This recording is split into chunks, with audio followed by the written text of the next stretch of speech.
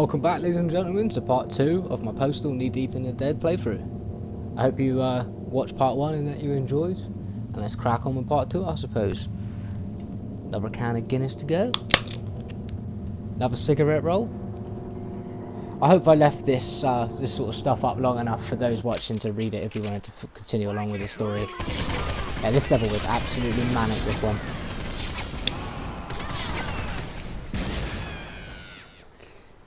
But the rocket launcher is one hell of an equaliser along with fire. Like the last mission in part 1, the construction site, this one kicked my ass dozens and dozens of times until I figured out the perfect route to beat it as well. But I figured just use the rockets to embrace the chaos rather than trying to shotgun everybody. Because that's usually my default, but that is a hang-up of old school shooters, unfortunately. Shotgun tends to be your reliable workhorse. We tend to rely on it while playing other video games with revolving guns. But yeah, this level here was actually started to ramp up big time. This is definitely a good signifier, along with the last level and part 1, the construction site, of the later half of the game. They really start to feel like late game. It's alright, buddy, you won't feel anything for much longer. Told you. Yeah, like I was saying in part 1, this is a brutal ass game. So you have to kind of play it with that mindset in mind. It's the most fun way to embrace the carnage and play it, really. Like, usually I would Molotov that building rather than you waste rockets on it, but I saved so many throughout my playthrough that I thought, fuck it. Just mowed out everybody with as many rockets as I could get my grubby little hands on. That stupid machine gun again. Back to the boomstick, baby. Such a good shotgun. Yeah, no chance, buddy. Need to make use of the bomb somehow. No. Oh, imagine getting hit point blank with a goddamn rocket launcher. That's just evil. Oh, they're going around. But I hope for those that actually watched part 1 of this playthrough with commentary enjoyed it, and yeah, it's something new, because I know I've spoken a couple of my old like manhunt videos and whatnot, but I usually don't speak in most of my videos, so for those that enjoy having people talk in the background rather than just straight up gameplay, I hope you stick around, because I've got so many more ideas for playthroughs that I intend to do in the future. And like I was saying in a previous video, those that are shorter will have commentary on top of them as well, so yeah, stick around for that sort of thing. Yeah, there's a protest crowd over there in a minute. Ideally I would like to have set them on fire, but yeah, things don't work out that way. Just because I find it to be such a quick way to get rid of people. Throw a Molotov right in the middle, boom, done. You'll clear out like good 10-15 people if they're stupid enough to be close to each other. Gone. That poor fucker. There's no escape, buddies.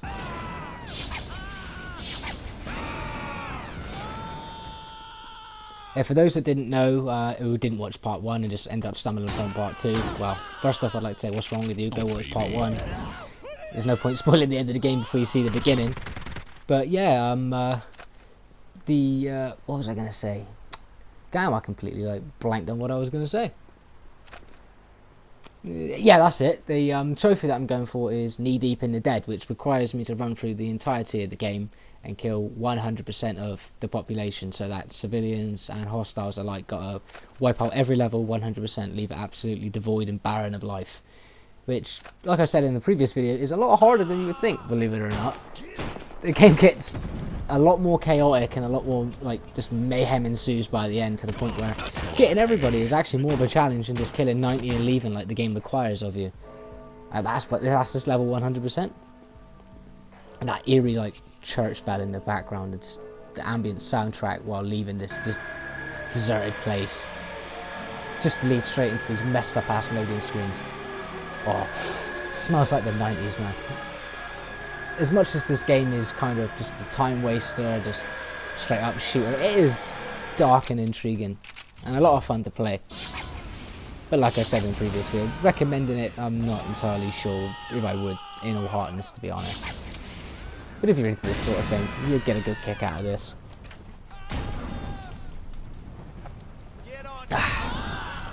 Fire is a good equalizer, buddy. That's a boomstick.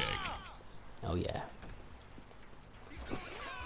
Yeah, if you're playing this game for yourself, if you have actually played it yourself, you might even already know this, but if you're thinking about playing and haven't, go up to the doors of most of the buildings, because you'll have random people sort of run out of them, and if you're missing people on a map and you can't find out where they are, that's probably where they are. Oh, even with like the silhouetted shadow when you do that is brutal. In fact, I find it kind of more brutal in a way. Now, how I missed him, I do not know. But there's a guy hiding up the top just out of view there with a napalm launcher as well. But luckily enough, I know about him now, and I knew about him then. Bye bye, chap. Right, you're not gonna run. And no crawling away, buddy. Warm you up. Evil, man. Fucking evil. Yeah, come out of nowhere, you tosspot. Made in the USA, baby.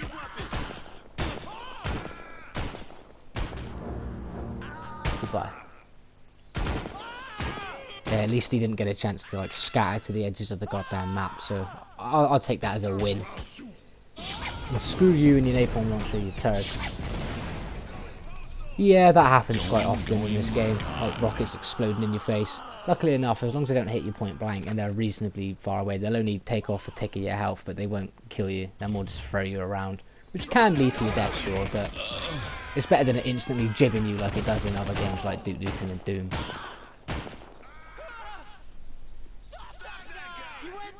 Nah, no chance, buddy. Judge, jury, and executioner. Oh, that I am, mate. You kind of have to be for the trophy. Yeah, grenades are quite good too, but I do prefer using fire because usually they'll run around and like spread it to each other and end up killing more than the grenades will. But for what they are, I'll take the grenades. They're not too bad. Yeah, the game seems to like to hide assholes with rocket launchers off you in the corners. It's like they're intended to kill you on your first playthrough.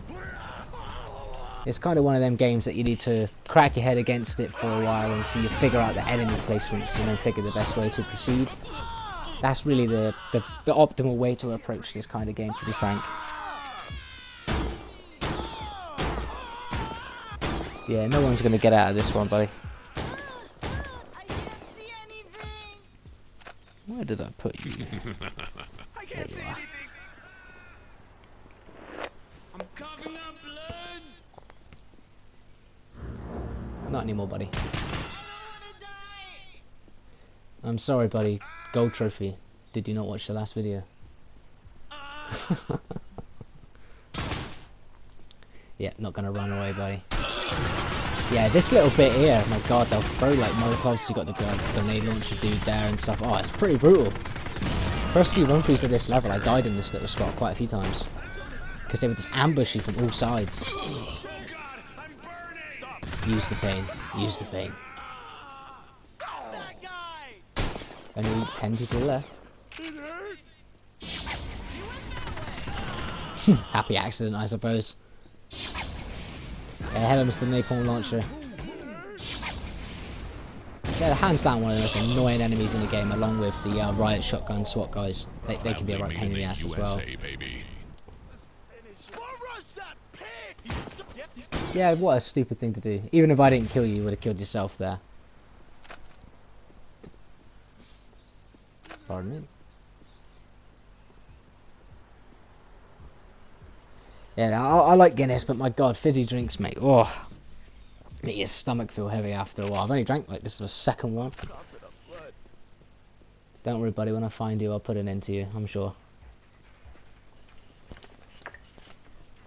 Have you noticed more of the inclusion of the ambient soundtrack in the background of the levels now as well? I swear they increase as the game sort of gets to its climax, because at the start of the game it's almost like just eerie silence for the most part in most of the levels. But now it's gone again, it's just back to eerie silence and chirping. It's morbid in a way, almost like walking through a suburban neighbourhood when everyone's been evacuated. Ah, this level was manic. Especially with the inclusion of clowns, and I'm not a big fan of clowns, so I take my frustrations out on the little Pennywise fuckers in this one. Yeah.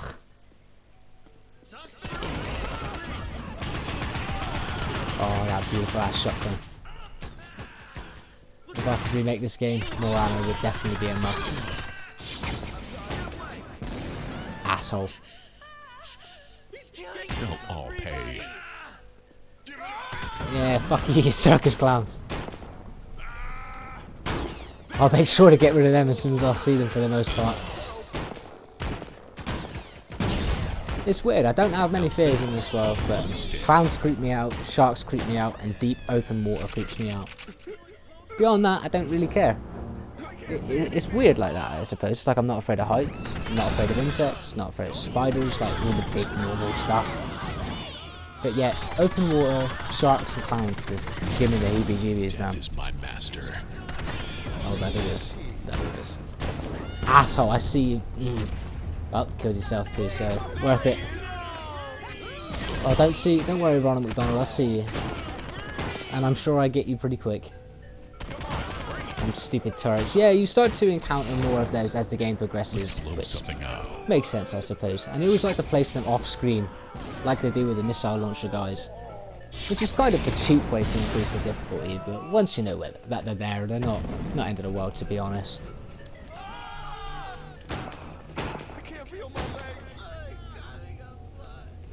Don't worry, no one's gonna survive, so no one's gonna feel their legs by the end.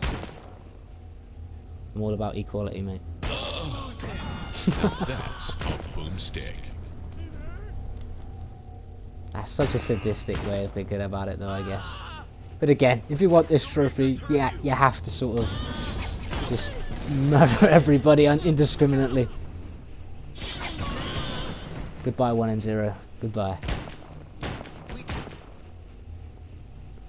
And that's this level cleared.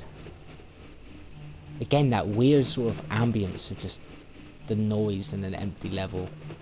It gets you in almost every level of this game. It's such an understated thing, I think. Oh, that creepy ass clown music. Yeah, I'm out of here. Central Park. No day in the park, too much of the blood on me is mine, but the day is not done, and I've miles to go to make them sleep. Peanuts, anyone? More just ranting of a madman, really. Yeah, I hope I left it long enough to read for those who were just viewing along at the start of them. I did try. Yep, no turrets for me, mate. Get rid of those quick shot. Yeah, you was a bit outgunned there, bud. Shotgun against a missile launcher, not great. Yeah, you'll start to see the missile launcher used more and more in the last, like, final stretch of the game, because it is essential, to be frank. Along with that beautiful ass shotgun. And that's just begging to be exploded. Now that's a boomstick. It's a shame Molotovs don't instantly blow them up as well, but it kind of makes sense, I suppose. I think if you throw 2 at them, then they'll blow them up. I still win, asshole.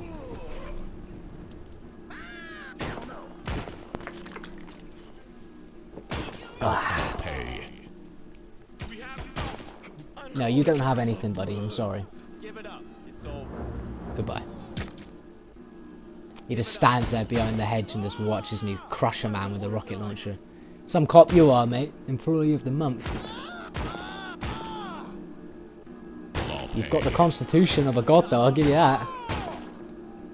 You're bleeding like crazy, but he took more damage than most of the shotgun. Yeah, no, buddy. Sorry.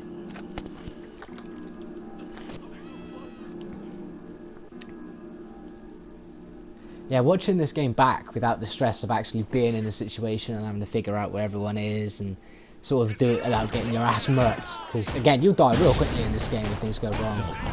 Not an easy shooter by any means. Not the hardest shooter in the world, but if you're not used to old school shooters, yeah, you're going to struggle big time with this game. Doesn't hold your hand, it's 90s in every degree, to be frankly honest with you. But, yeah, like I was saying, this game, like some of the carnage and the difficulty, it kind of adds to the fun, if you ask me. The way everything just sort of ramps up and the tension gets harder and harder and harder towards the end.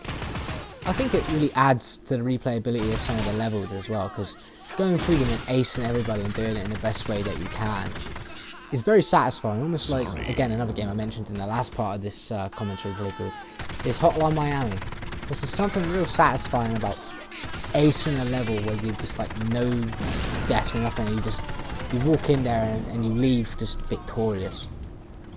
It's like the perfect little power fantasy in a way. Just, yeah, land by me in case anyone comes back out of there. 'Cause sometimes they will. Yeah, you won't think about it, and they will. Yeah, not gonna happen, buddy. If anyone's gonna hurt anyone, I think I'm winning this one.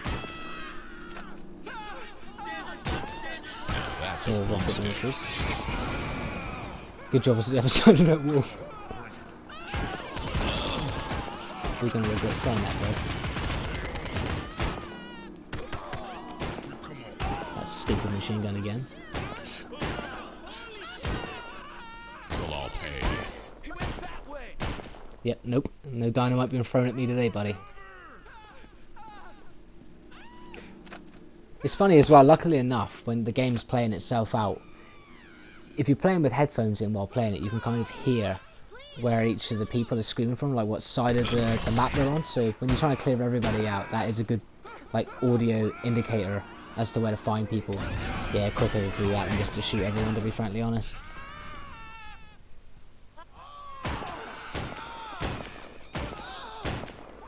Yeah, I think the level design in this game though is really quite cool. Like each different level is varied in like its theme and the art design of it all. It is something really cool about that. Again, like I said in the last video, I've never actually played the original Postal, so I don't know how well the original design for each level holds up before it was stuck in the Unreal Engine, but I really like how they did it in this. It still remains old school to its very core, but it's visually interesting and appealing level to level. It's definitely a plus in my books. Just a little like addendum worth mentioning in my opinion.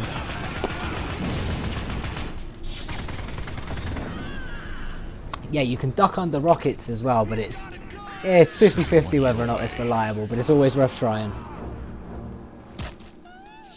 Sorry, buddy. Yep, yes I am.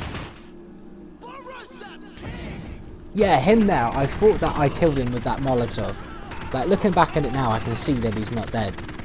But when I originally played it, I thought he was dead. So when I wiped out this entire level, and I go looking for the last guy, lo and behold, it's that little dickhead stood in between all the barrels, who, by all rights, should be dead as I threw a Molotov at him. I can still see a little tit there up the top left. Don't worry, buddy, I'll still get you regardless. But yeah, he's the one who's last man standing in this. Yeah, it's not you though, is it, buddy?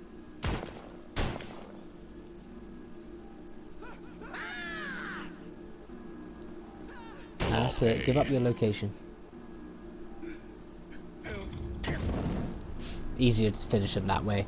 As brutal as it is, honestly, especially in little bits like that, you have to walk around and then get onto the inside to execute, because again, being the isometric game that it is, you can't always get past things that you might think that you could just walk over. So honestly, fire is usually the way to go. Adds to the chaos as well, so bugger it, why not? Oh. Well, that's just nearly this can of Guinness down to. Yeah, as much as I don't drink these very often. Very nice. It's actually kind of funny that, like, my brother actually moved to Ireland a couple of years ago, and the Guinness factory, I believe, is in Ireland, so he could get his hands on as many of these as he wanted. Lucky shit. The problem is in Ireland, a lot of the Irish don't really like the British very much. Understandable, I guess, considering the history between the two nations, but again, none of us are above 30, man. There's nothing to do with us. Now he's dead at least. I thought he was the last one. That's what I remembered anyway. Unless one's bleeding out on the floor, I guess.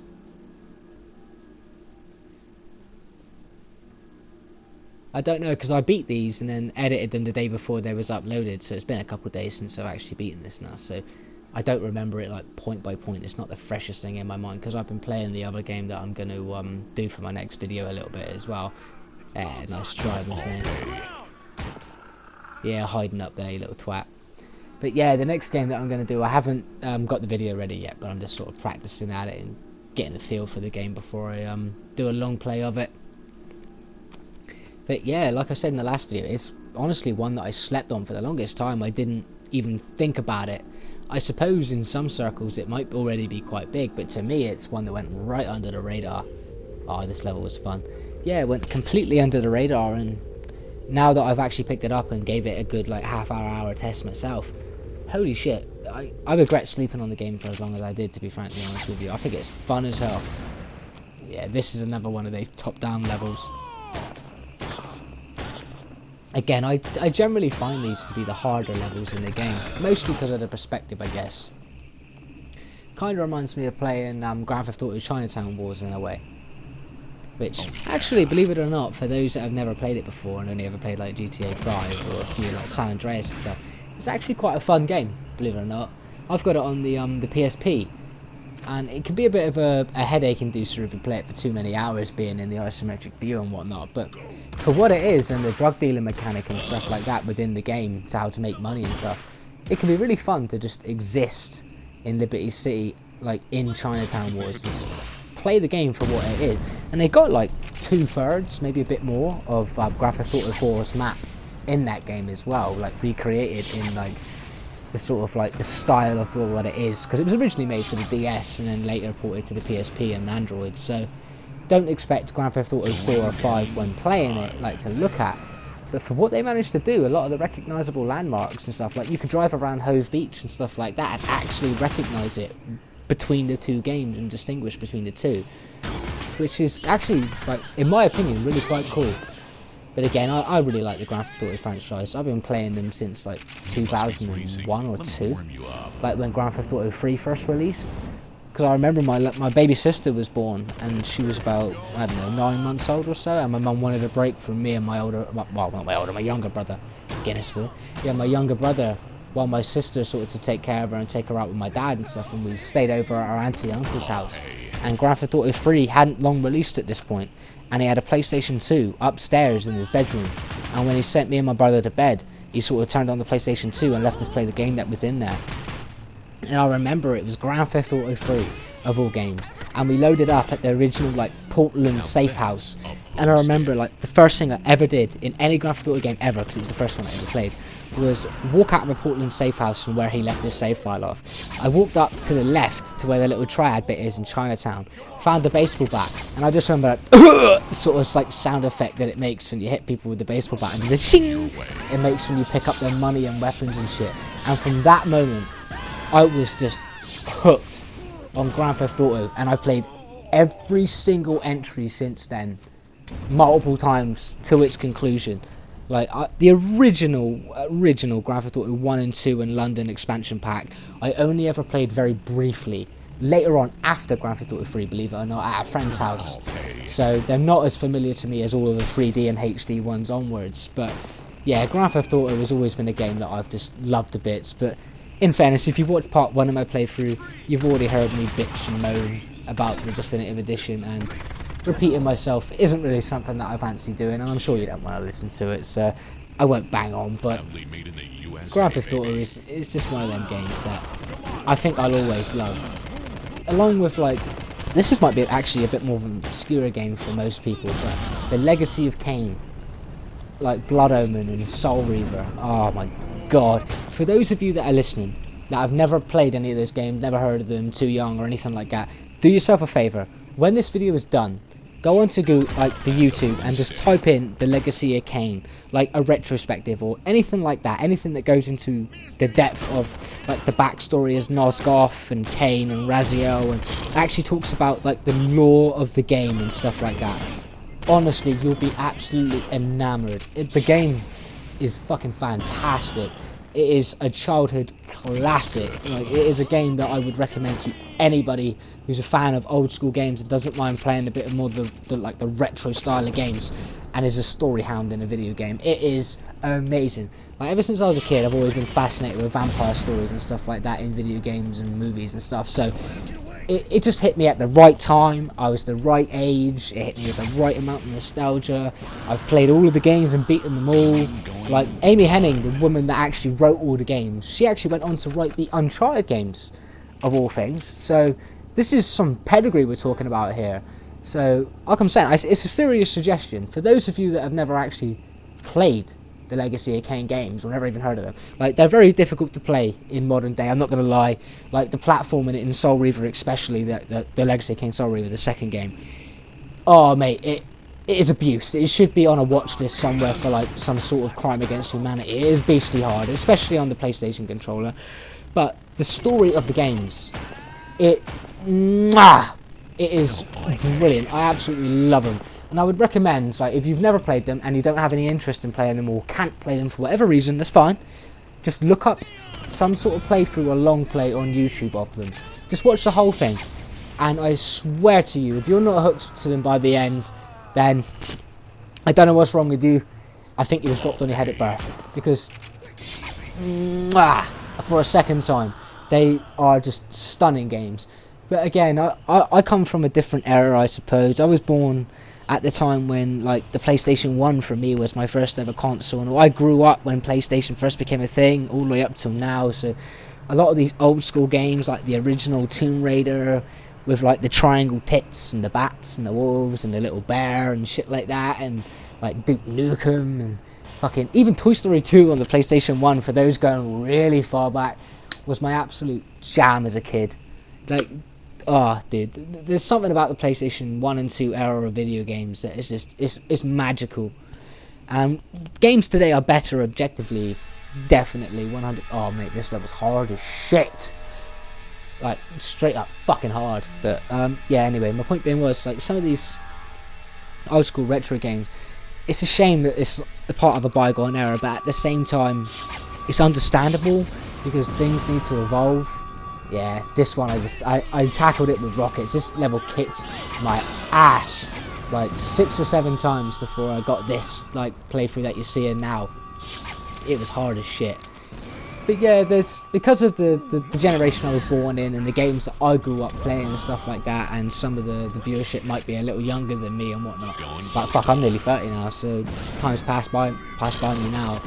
But a lot of these old school games are completely obscure to a lot of the modern audience, and it's a shame. They're part of a bygone era of video games that has now since passed, but was so influential and like big in games today, and how they sort of are and how they turned out to be, and what inspired the people that are making them now and stuff. Like, it's good to look back and see a bloody goddamn rockets fucking splash damage, and to see what came before and what inspired the games that some of the younger generations, some of the, like the 20-year-olds and younger that have grown up now, were playing. What inspired them, and what sort of like was the inspiration and the groundwork, foundation. It's like Call of Duty Modern Warfare wasn't the first shooter ever made. Like, honestly, the amount of hype that their game has, you would swear it fucking was. But it wasn't. It was very late to the game.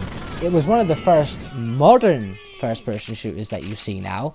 But even that is not really fair to say, because you've got things like Medal of Honor and stuff like that that came even before that I was playing. But for a lot of people now, Modern Warfare 1 was like the first real multiplayer first-person shooter that most people realise. But no, it's not. There's a bygone era of gaming that came before all that. That, in my opinion, maybe it's rose-tinted glasses and shit, because fuck, I'm getting old now, I suppose. But it feels like the golden age of gaming, unfortunately, has passed playing some of these more modern shooters. Some of them are fun, sure, like the Doom games and all, but the Call of Duties and like Titanfall was pretty good actually. That wasn't too bad. I'll give Titanfall this go. But yeah, the Battlefields and stuff like that, like, people are enamoured with it, but I just don't get the hype. I really don't. It's like, I got a friend who's from Germany. Like, he's a good lad. We don't talk as much these days as we used to, unfortunately, due to different game styles, and we met on PSN and stuff like that. But he's a good dude. Me and him have exchanged like even parcels like abroad and stuff like that. Like, he sent me a Manhunt 2 t-shirt and all, which was absolutely awesome. for helping in Platinum Manhunt 1. I was really happy with that because, like I said in my previous video, again I said a lot of this like I said in the previous video shit, but Manhunt, oh, I love that game. That game is an absolute masterpiece to me. I've got the original like little poster saying out now from like, the magazines back in like 2004, 5, whatever the fuck it was, like 2003 maybe? Shit, it was so long ago now. But yeah, I've got all that, and I've got like the copy of it on every platform you could think of. The PSN digital version, the PC version, the PS2 version, the Xbox version. I've got Manhunt 2 on the PSP, the PS2, not the PC, believe it or not. The only versions that you can get physically on the PC now are like Russian versions. Which, yeah, someday when I got a bit more money and I don't mind splashing 100 or quid or whatever, I'm going to pony up and buy just to add to my collection because, again, I'm a fucking magpie, I can't help myself. But Evil must die. yeah, I love them games to absolute bits. But yeah, like this German guy that I was talking to anyway, as my point was going, like, again, I'm losing my train of thought because I blither over myself. What was I talking about? Yeah, he's about a similar age to me, so we sort of grew up in the same bygone era of gaming and all, so we had a lot to like talk about and connect over when it came to that sort of thing. In fact, if he's watching this video, because I know he knows I got a YouTube video, because in fact he was the one that inspired me to even make a YouTube channel to begin with. So if you are watching this, cheers to you, Matt. You're a good dude, should catch up some more at some point. But yeah, that bygone era of gaming, like he was talking to me about Battlefield, like the new one, because he asked me about the definitive edition because he's seen that I was playing it on PSN, and he asked me because he heard all the backlash about it and stuff like that, and he was saying, is the GTA definitive edition really as bad as people are making out? And honestly, I can't understate this enough. Yeah, it is. There has been no atrocity in gaming quite like it since the launch of like Cyberpunk or Fallout 76. It is that egregious. Like I've said, I've played it a little bit and I got up to the chaperone mission with Tony Cipriani chaperone, whatever it's called. Like I was saying in the last video, again, like I was saying in the last video. But yeah, I've got up to that point and it really is that egregious. It's fucking awful. Like, how the hell they allowed that game to leave is beyond me.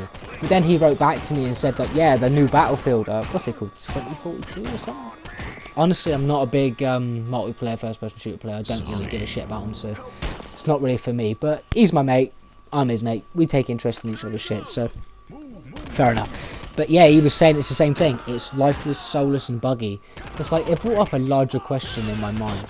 Like, gaming, as of late, is basically a situation of release unfinished now, fixed later, who gives a shit, they paid you money. And I'm absolutely sick to death of that. It's like one of the things I like about old school games. There was no, like, we'll fix it later sort of bullshit that they do now. It was, you release the game right, or you release the game wrong and people pan you for it. There was none of this fix later crap. So, I don't know, it's a symptom of modern gaming, I guess, but I don't know, it's something that, it's my fucking YouTube channel, I'll vent all I want, and it's just something that bothers me about some of the more modern games, and that's, like, I wasn't a huge, like, indie gamer for a long time. Like, most indie games just didn't really appeal to me, they didn't look polished enough, they were sort of, there's just something about them that didn't look AAA enough, and maybe that was a different mindset from when I was younger, I suppose, I don't know. But looking back on it now, I play far more retro games than I do modern games. I maybe play 5 or 6, maybe a little bit more, give or take the year, I suppose, modern games per year. But I'm always discovering an old retro game that I missed out on in childhood, or rediscovering one that I played to death and haven't played in donkeys and just playing again now. That just the nostalgia just gets you drunk with glee. Just going back to this sort of shit. Maybe it's because I'm like starting to turn like the nearly 30 and I'm starting to feel a bit older and I'm looking back on the glory days and I'm near middle age now, I guess. I don't know. Maybe. That's all a fair criticism, I suppose, but I don't know, for me I'm really on an old retro feel. Not even necessarily actually being a retro game. It's like I've said it a couple times in my commentary over part 1 and this part of Hotline Miami. It's just that game. It kicks my ass so fucking hard. Like nothing has done it before. Like It's like Bloodborne or Dark Souls level of ass kickery, man. Ah, good stuff. But bloody, oh, I'm so fucking addicted to it. Just every level that kicks my ass, I'm just like, I am going to beat you, and I'm going to beat you fucking flawlessly, and I will beat my head against it until I'm black and fucking blue, until I get it right. And oh, okay, for a third time, man. Just, I slept on it for so many fucking years, but I love it to bits. Believe it or not, though, that's not the next game that's coming. There is a game before that you will definitely love, but it will come up on this channel eventually. So a bit of a hint for those listening for later future content. But this level here is really interesting. Sort of like the fact of the postal dude at the end of all of his rampage, just sort of in his own mind. Like, if I'm sure that a few of you might have seen this ending before, but for those that haven't, this level here is just symbolism. It's basically saying that the postal dude, like, one hostile left, one population, you must kill 100% of hostiles. You are the hostile, because if you shoot that vicar, nothing happens. You can't actually shoot him. It's basically saying, there we are, hostile zeros, and you're going to go into the die animation. Because in Postal 2, if I remember correctly, you've shot yourself in the head at the events of 1, and you end up in a mental asylum in a minute. You'll see the ending. The ending's actually really quite cool. But yeah, the implications of the ending are really fucking dark, man. I'll shut up and let you watch the ending. Stress of modern life may cause an increase in violent tendencies. The urban environment is the incubator for all sorts of undesirable behaviors. However much his atrocities disgust us, he may actually consider himself a hero. This is common among those who, in the popular slang, go postal.